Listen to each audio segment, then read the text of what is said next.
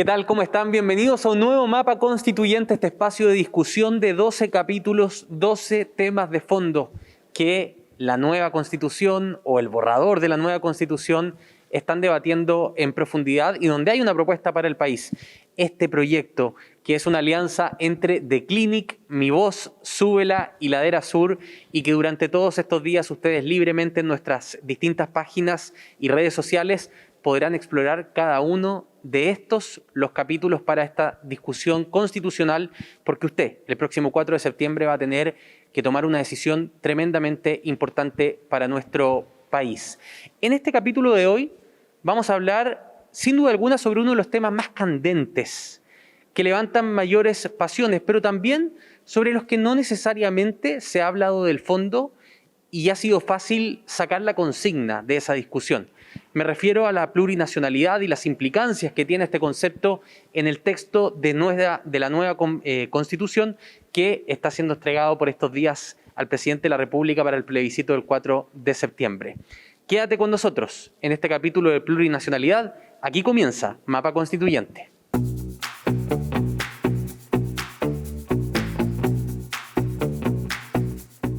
Y para comenzar vamos a de inmediato presentar a los invitados de este capítulo. En primer lugar nos acompaña Claudio Alvarado Lincopia, es historiador del Centro de Estudios Interculturales e Indígenas, lo dije bien, ¿no? Así es, muchas gracias por la invitación. Y también nos acompaña el filósofo y profesor de la Universidad Adolfo Ibáñez, Daniel Leve. ¿Cómo está? Bienvenido, profesor. Muy bien, muchas gracias por la invitación. Partamos siempre, en este programa partimos de lo más amplio al detalle, ¿no es cierto? Y a mí me gustaría preguntarles, ¿qué entiende cada uno de ustedes por el concepto de plurinacionalidad? Comenzamos contigo, Claudio. Plurinacionalidad es el reconocimiento de que al interior del Estado, que es único e indivisible, existen, cohabitan y se relacionan múltiples naciones. Eso en principio, ¿no? Esto implica una transformación importante para la historia de Chile, toda vez que sabemos que en el siglo XIX, cuando se edifica el Estado Nacional, se constituyó únicamente desde una percepción de la vida, una percepción de lo humano incluso, y una sola forma de concebir efectivamente la realidad, ¿no?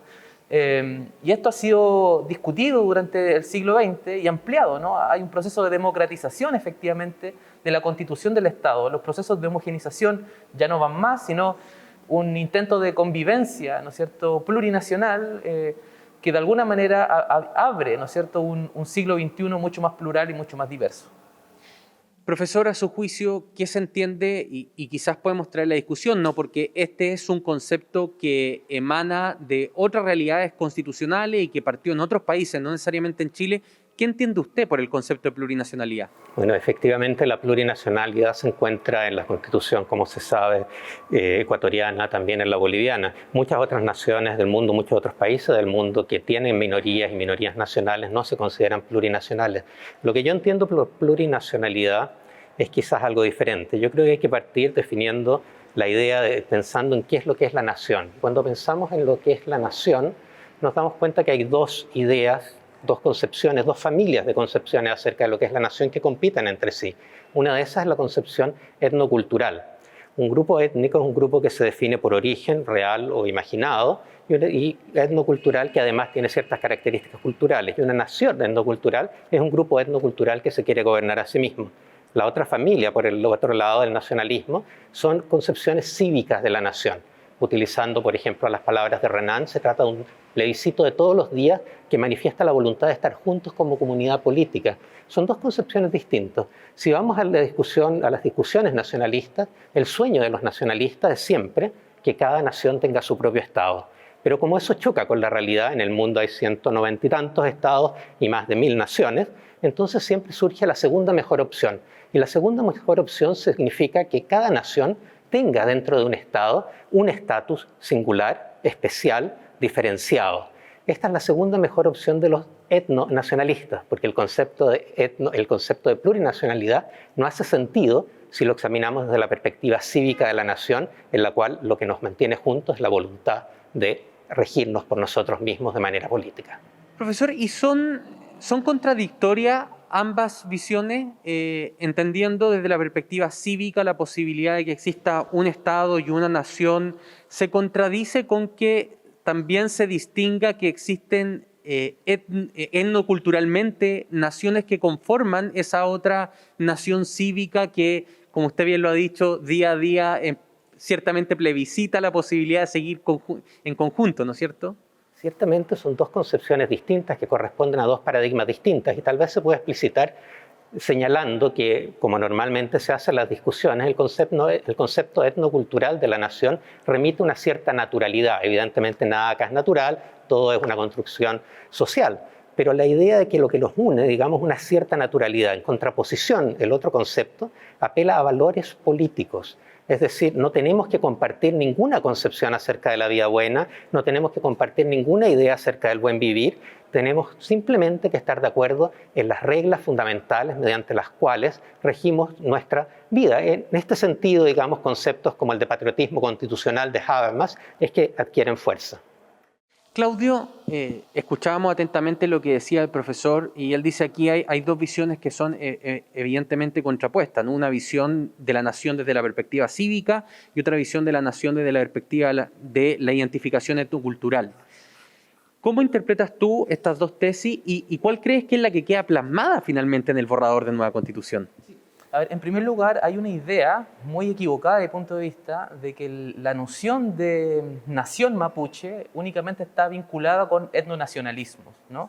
La nación mapuche es un proceso de construcción político que se desenvuelve durante todo el siglo XX por una voluntad, efectivamente, de seguir siendo un pueblo, ¿no? Es decir, la idea de nación mapuche no está únicamente articulada con nociones culturales, étnicas o tradicionales. También hay un plebiscito diario para ser mapuche, ¿no? Y sobre todo en condiciones coloniales. Es decir, bajo condiciones coloniales, lo más natural, por el contrario, es únicamente vincularse con la chilenidad, que fue efectivamente la nación impuesta, ¿no?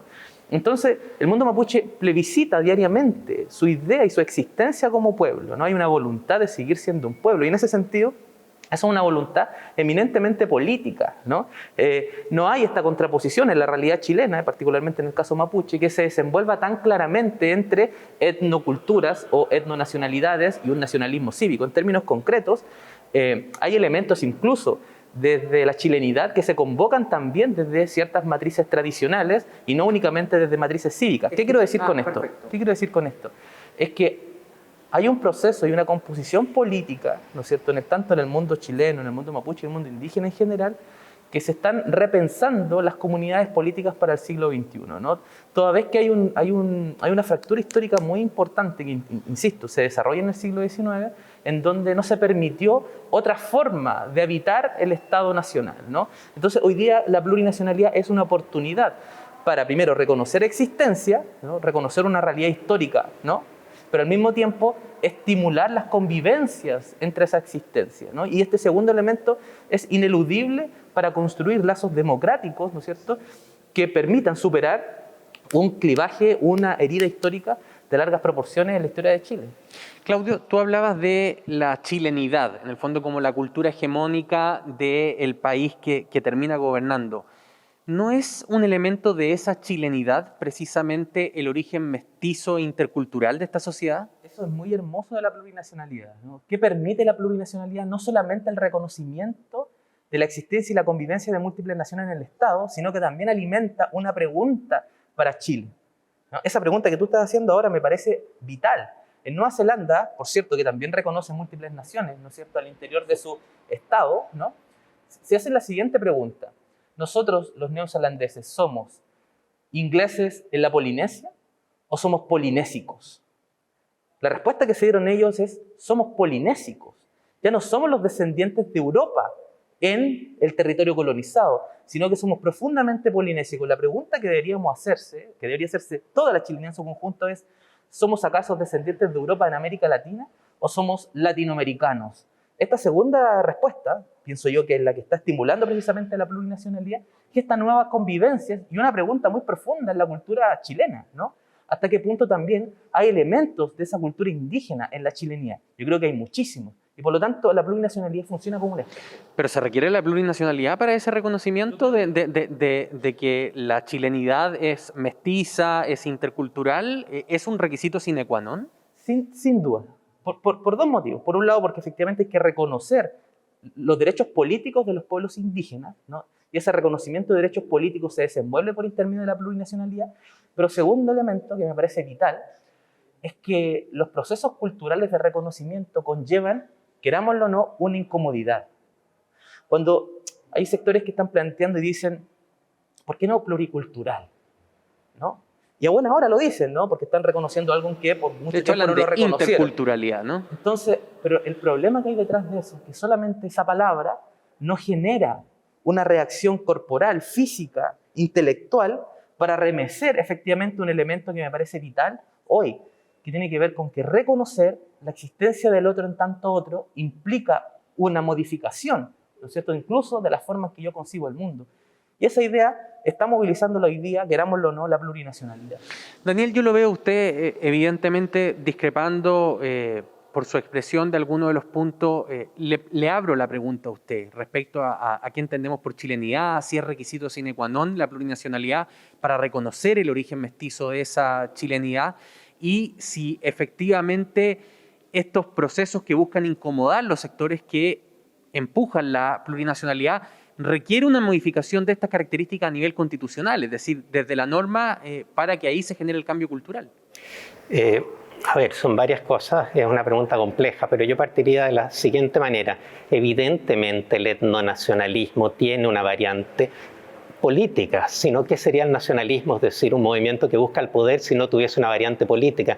El punto es que lo que nos mantiene unidos no es la voluntad política, sino que un origen común, real o imaginado, da lo mismo ese asunto. Y eso se contrapone a la idea de que lo que nos mantiene juntos son ciertos valores políticos. Lo podemos notar de esta manera, hacer la distinción de esta manera. En un caso, tenemos una concepción particularista y una concepción excluyente. No todos, en una concepción etnocultural de la nación, podemos ser ciudadanos. Necesitamos el origen apropiado, necesitamos los componentes culturales apropiados, sean los que sean.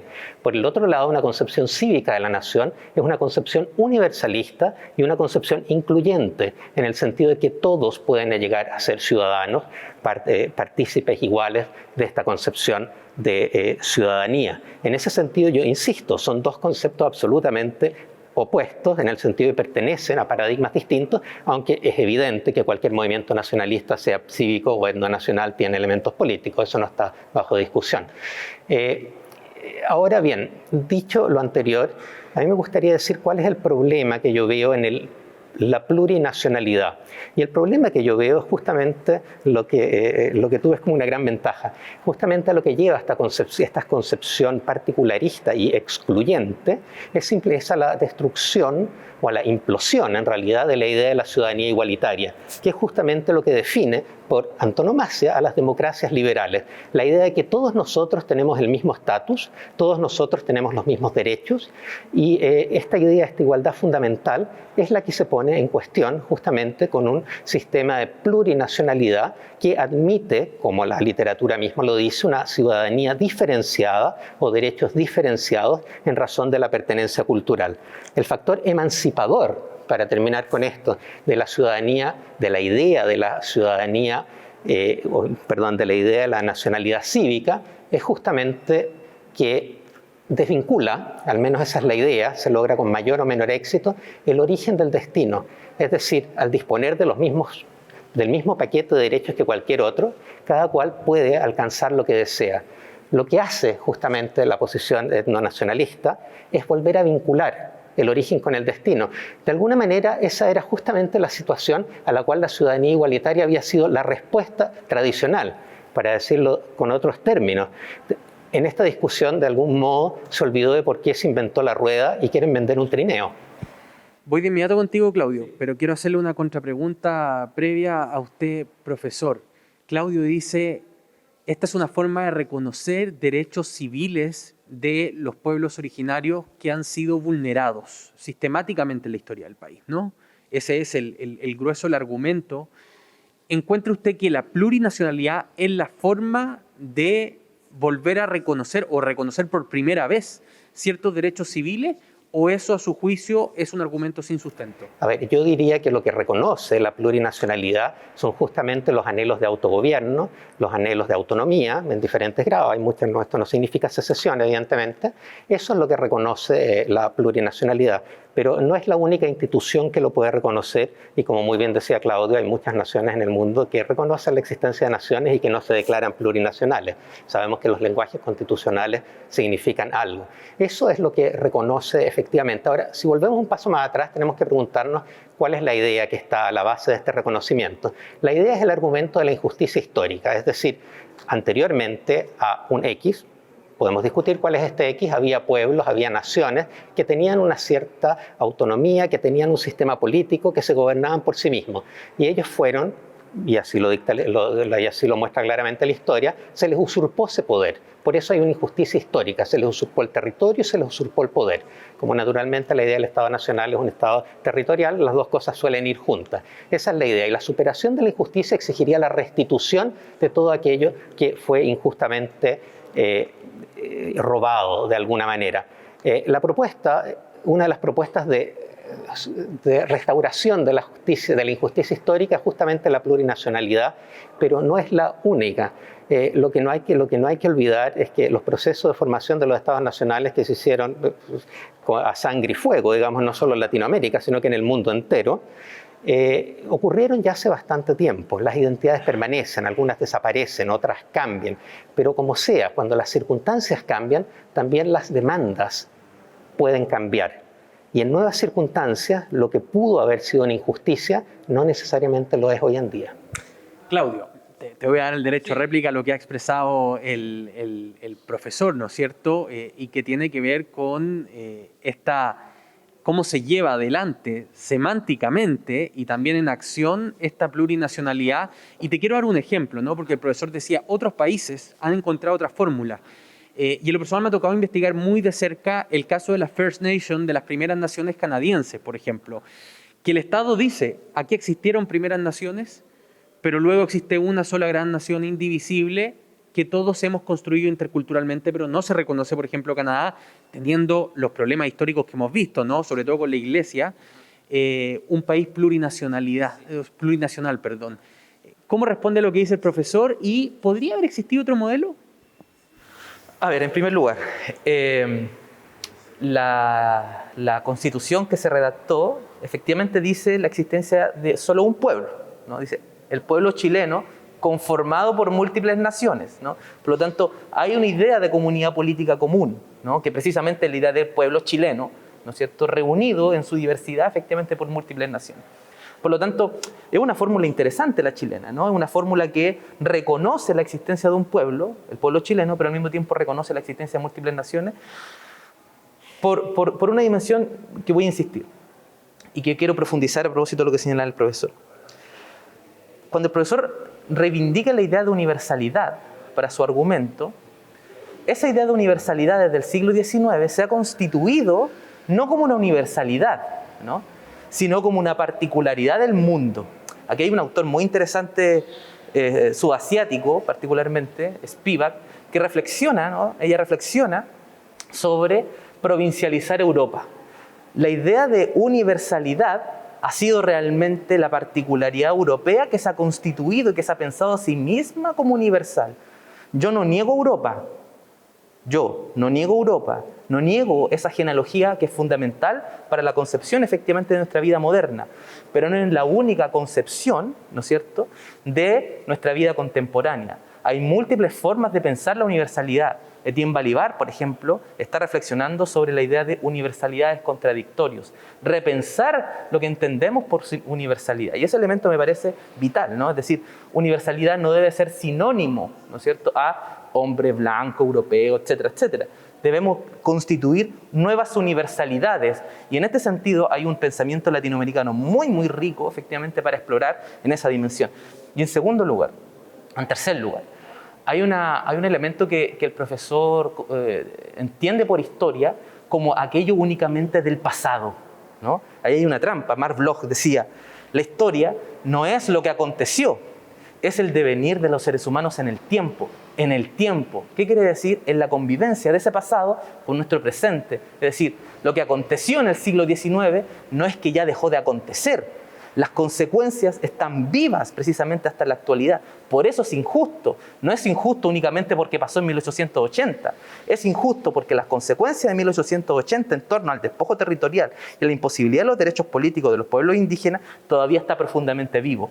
Prueba de ello, efectivamente, es la conflictividad todavía viva entre el Estado y los pueblos indígenas. Claudio, y esta pregunta es para ambos. Aquí evidentemente hay dos visiones contrapuestas, incluso dos interpretaciones de universalidad distintas. Una, voy a ponerle algunas etiquetas, profesor, le pido disculpas, más clásica, otra como una especie de irrupción de nuevas tendencias desde Latinoamérica, según entiendo por ustedes. Pero les quiero hacer la siguiente pregunta a esas dos concepciones. ¿Dónde queda el principio de igualdad ante la ley, que es uno de los principios fundantes de la democracia liberal y del Estado moderno? ¿Es posible una universalidad diferenciada y compatible con el principio de igualdad ante la ley? Y me gustaría hacer esa pregunta porque creo que de lo que yo he logrado seguirles la discusión muy interesante, muy entretenida que están teniendo, creo que ese punto, y de ahí vamos a ir a la teoría aplicada, ¿no?, con la Constitución, ese punto de igualdad ante la ley parece ser un punto de discrepancia profunda entre quienes proponen la plurinacionalidad y quienes se oponen a la plurinacionalidad. Ahora vamos a comenzar con el profesor Claudio. Efectivamente, ese es uno de los puntos fundamentales y lo voy a retomar desde lo que había dicho antes. La idea de ciudadanía igualitaria lo que establece es el igual estatus de los ciudadanos frente al Estado y por lo tanto una situación igual jurídica entre los ciudadanos. Eso es lo que establece. Y esa idea se ve efectivamente rota con la plurinacionalidad. Efectivamente, los argumentos desde la perspectiva de la plurinacionalidad, es decir, que no se rompe la igualdad, sino que se restituye la igualdad, porque lo que creíamos que era una igualdad, en realidad era un tratamiento diferenciado en pos de una cultura dominante. Ese es el argumento. Es un argumento que en muchos sentidos no se sostiene, pero quiero ir a otro punto. Al punto que quiero ir es que efectivamente lo que produce la plurinacionalidad y en general los sistemas de derechos diferenciados es que dependiendo de la pertenencia de grupos o por grupos, depende cómo se entiendan los derechos colectivos de diferentes interpretaciones, algunos individuos dentro de la sociedad, algunos ciudadanos pueden hacer cosas o omitir ciertas cosas que otros ciudadanos no pueden hacer o no pueden omitir. Es decir, hay derechos diferenciados y esos derechos diferenciados de una perspectiva igualitaria son evidentemente privilegios. Los privilegios tienen que justificarse especialmente en cualquier democracia liberal. Por una parte existe esa diferencia, por otra parte el concepto de ciudadanía igualitaria al implosionar también produce dentro de los mismos grupos, muchas veces, eso es el análisis comparado, dentro de los mismos grupos que logran un cierto estatus jurídico especial, lo que produce muchas veces es que los miembros más débiles dentro de esos grupos son los que efectivamente se ven desaventajados dentro de los grupos. La explicación es clara. En las tradiciones, en todas, aquellos que han tenido más poder de negociación social son los que han visto sus puntos de vista reflejados en las normativas, sean normativas costumbristas, tradicionales o jurídicas, y por lo tanto son las que pasan a ser usualmente dominantes dentro de los sistemas jurídicos. Si ustedes miran la experiencia comparada, los regímenes de derechos diferenciados desaventajan usualmente a mujeres, a niños y a minorías internas, especialmente minorías sexuales y minorías religiosas. Los pueblos, por ejemplo, un grupo que es una subunidad dentro del Estado, efectivamente, discrimina hacia los miembros que han cambiado de religión y han adoptado la religión protestante, los discrimina en el acceso a los bienes comunes.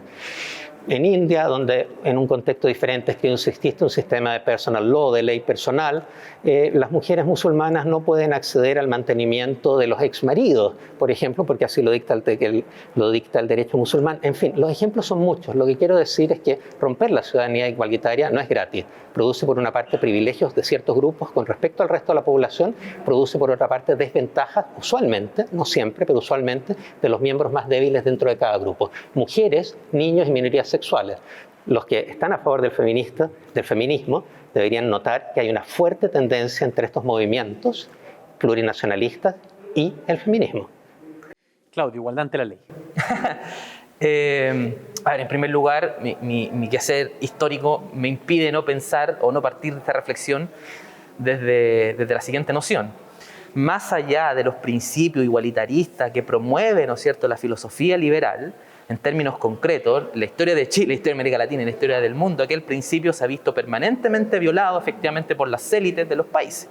Eso es un hecho, ¿no? Es decir, nunca ha existido, particularmente en la historia del pueblo mapuche, una igualdad ante la ley, ¿no? Es decir, si uno, hay investigaciones de sobra, ¿no? Uno podría hacer el recorrido de la historia jurídica, ¿no es cierto?, de la relación de la tierra con el pueblo mapuche en la historia del siglo XX y dar cuenta de que igualdad ante la ley, nada, ¿no?